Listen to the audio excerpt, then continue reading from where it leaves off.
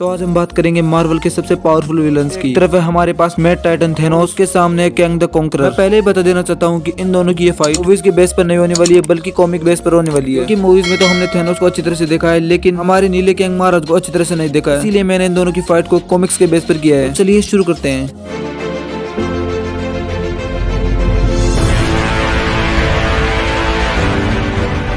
सबसे पहले बात करते हैं हमारे कैंग महाराज। हमारा नीला कैंग महाराज 38th सेंचुरी में रहने वाला एलियन रिचर्ड्स है, जो कि अपनी झंड लाइफ से पूरी तरह से तंग आ चुका था। कई जगह पर कहा गया है कि ये डॉक्टर डूम का डिसेंडेंट था, जबकि कई जगह पर बताया गया है कि कैंग महाराज फैंटास्टिक फोर का डिसेंडेंट है। लेकिन ये किसका है अभी तक ये पूरी तरह से कंफर्म नहीं किया गया है। अपने टाइम में कैंग को डॉक्टर डूम की टाइम मशीन मिलती है। इस टाइम मशीन को ठीक करके कैंग हमारे प्रेजेंट टाइम में आता है, और इसके कई सारे इवेंट्स के बाद कैंग को हमारी अर्थ को कॉन्कर करने का भूत सवार हो जाता है। और इसी के कारण कैंग प्राचीन इजिप्ट में रामातुत नाम का किंग बनकर रहने लगता है, जिसकी मदद से कैंग वहाँ पर अपना आर्मी बेस बना सके और आगे चलकर फ्यूचर को कॉन्कर कर सके। लेकिन हमारे सभी फैंटास्टिक फोर मिलकर उसे हरा देते हैं। इसके अलावा हमारा कैंग महाराज टाइम में अलग अलग जगह पर अटैक करता रहता है, जिसके कारण उसके कई सारे वेरिएंट्स हमें देखने को मिले, जैसे कि इमोर्टस, आयरन लेड भी है। लेकिन इन सभी के बीच में इसका सबसे खतरनाक वर्जन कैंग द कॉन्करर, जो कि बहुत ही ज्यादा पावरफुल है, जो कि 48th सेंचुरी में अपने रिसोर्सेज को यूज करके हमारे अर्थ ही नहीं बल्कि पूरे यूनिवर्स को कॉन्कर कर चुका है। इसके पास लाखों की संख्या में सैनिक है, और ये प्लेनेट्स में नहीं बल्कि गैलेक्सीज पर रूल किया करता है। बात करते हैं हमारे नीले महाराज कैंग की पावर्स की। वैसे तो कैंग के पास उसकी कोई भी पावर्स नहीं है, लेकिन हमारे आयरन मैन के जैसे उसके पास भी उसका पावरफुल सूट है, जो कि फ्यूचर की खतरनाक टेक्नोलॉजी से बना है। इसका सूट न्यूक्लियर ब्लास्ट में भी सर्वाइव कर चुका है, और हमारे थोर की मेमोरी के जितने ही पावरफुल अटैक भी कर सकता है। हमारा कैंग कई बार अवेंजर्स को हरा चुका है, लेकिन अपनी फिजिकल पावर से नहीं बल्कि अपने दिमाग से और टाइम कंट्रोल की पावर से। और हमारे कैंग की सबसे इंपोर्टेंट पावर है उसके टाइम को मैनिपुलेट करने वाली पावर, जो कि लिटरली उसे बहुत ही ज्यादा खतरनाक विलन बना देती है। मार्वल कॉमिक्स में कैंग को एक बेहतरीन टैक्टिशियन और जीनियस विलन के रूप में दिखाया गया है। हमारा कैंग महाराज जब भी अपनी फाइट के दौरान हार जाता है, तो ये अपने टाइम मैनिपुलेशन पावर से फिर से फाइट करने आता है और फिर से जीत जाता है। ये अलग अलग टाइमलाइन में अलग अलग अवेंजर्स को हरा चुका है। तो फाइनली अब बात करते हैं हमारे मैड टाइटन थेनोस के बारे में। इसके पास super human strength, super human durability, super human reflexes, super human stamina, cosmic energy को शूट एंड अब्सॉर्ब करने की पावर है। हमारा थेनोस इटर्नल से भी कई गुना ज्यादा पावरफुल है। बस आप इतना समझ लो कि मार्वल कॉमिक्स में अगर आपको हल्क और आयरन मैन का कॉम्बिनेशन निकालने को मिले, उसके रिजल्ट के रूप में हमारा थेनोस निकल कर आएगा। थेनोस अपने प्लेनेट को डिस्ट्रॉय कर चुका है, हमारे ओडिन चचा को टक्कर दे चुका है, गैलेक्टस को भी टक्कर दे चुका है, और हमारे पावरफुल अवेंजर्स को भी कई बार हरा चुका है। थेनोस इन्फिनिटी गॉन्टलेट को पहन चुका है, और हार्ट ऑफ द यूनिवर्स को विल्ड कर चुका है। तो चलो अब इन दोनों की फाइट शुरू करते हैं। अब इन दोनों की फाइट के अंदर दो पॉसिबिलिटीज होगी। Possibility number 1, physical fight. Thanos ने फिजिकल फाइट में कैप्टन मार्वल, थोर, हल्क और सिल्वर सर्फर को बराबर की फाइट दे चुका है, और ये बंदा गैलेक्टस से भी लड़ चुका है, और गैलेक्टस को काफी देर तक परेशान भी कर चुका है। और वहीं पर हमारे कैंग के पास फिजिकल फाइट में कोई भी बड़ी फीट नहीं है, जिससे कि हमें पता चलता है कि पहली पॉसिबिलिटी के अनुसार इन दोनों में अगर फाइट होती है, फिजिकल पावर्स के कारण हमारा थेनोस इस फाइट को जीत जाएगा, क्योंकि थेनोस फिजिकली कई गुना ज्यादा स्ट्रॉन्ग है कैंग से। अब सेकंड पॉसिबिलिटी है ऑल पावर्स के साथ। अब अगर इस पॉसिबिलिटी में दोनों पावरफुल सुपर विलन्स में फाइट होती है, वहाँ पर हमारे कैंग महाराज की जीतने के चांस ज्यादा होंगे, क्योंकि उसके सभी पावर्स में कैंग का पावरफुल सूट आता है, जो कि फ्यूचर के टेक्नोलॉजीज बना है, जिसमें कि फ्यूचर के पावरफुल गैजेट्स भी है। और हमारे कैंग महाराज की सबसे बड़ी पावर तो यह है कि यह बंदा टाइम से छेड़खानी करने में कभी भी पीछे नहीं हटता है। यानी कि अगर इन दोनों में फाइट होती है, तो कैंग महाराज अपने सभी पावर्स को यूज करेगा। उन्हीं सभी पावर्स में यह बंदा टाइम से भी छेड़खानी करेगा, जिसके कारण अगर ये पहली फाइट हार भी जाता है, बंदा फिर से पास्ट में जाएगा, वो भी पूरे प्रिपरेशन के साथ। अगली फाइट में थेनोस को भी हरा देगा, यानी कि सेकंड पॉसिबिलिटी का विनर है हमारा कैंग महाराज। अब अगर इन दोनों की फाइट के ओवरऑल विनर की बात करूँ, तो उससे पहले आपको इस बात को ध्यान से सुनना चाहिए कि अगर इन दोनों में कभी फाइट होती है, तो पहली फाइट में थेनोस के जीतने के चांस ज्यादा होंगे, क्योंकि कैंग बिना प्रिपरेशन के साथ थेनोस से फाइट करने आएगा, तो वहाँ पर थेनोस के जीतने के चांस ज्यादा होंगे। लेकिन फर्स्ट बैटल के बाद अगर इन दोनों में कभी फाइट होती है, आगे चाहे जितने भी फाइट्स हो, सभी बैटल में कैंग के जीतने के चांस 100% होंगे। तो आज की अल्टीमेट फाइट को यहीं पर एंड करते हैं।